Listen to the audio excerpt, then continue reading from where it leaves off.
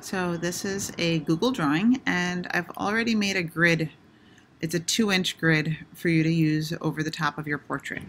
So the first thing is to get your photo into here. Don't worry about if it's cropped already or not. Just get your photo put in, either inserting it from somewhere that you have it stored or copying it and pasting it and just dropping it in there. So that's step one.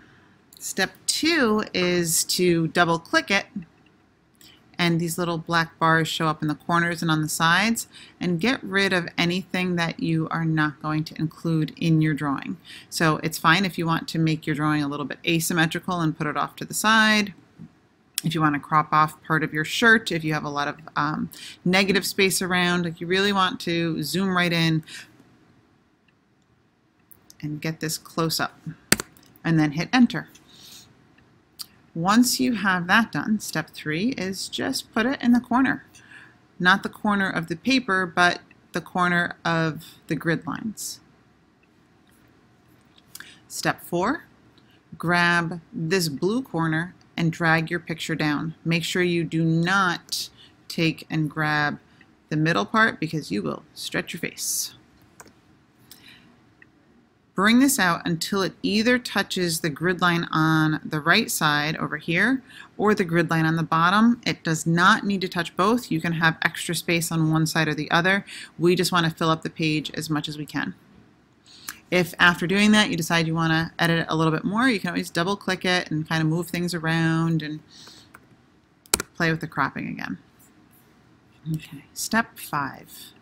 Make sure you have the image selected, and when you do, these menu options up here will show up. So I want to go to Format Options,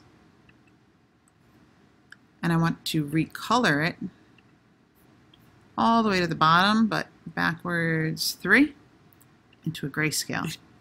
So I'm recoloring it to grayscale.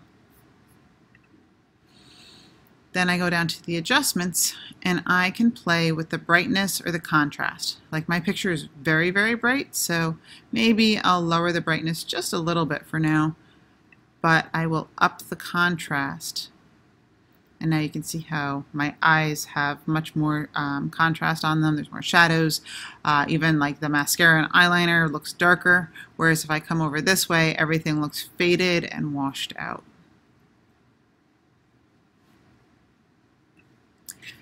Try to keep your picture just a little bit lighter than you might think you want it to print, because when we print stuff, it tends to print darker.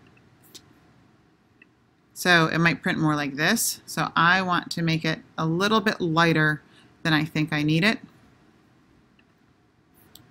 And the last step, step 6, I'm going to right click, or with my laptop I can use 2 fingers and click, come to order, and you want to send it to the back. Don't just send it backwards, because it will only send it one layer backwards, and you will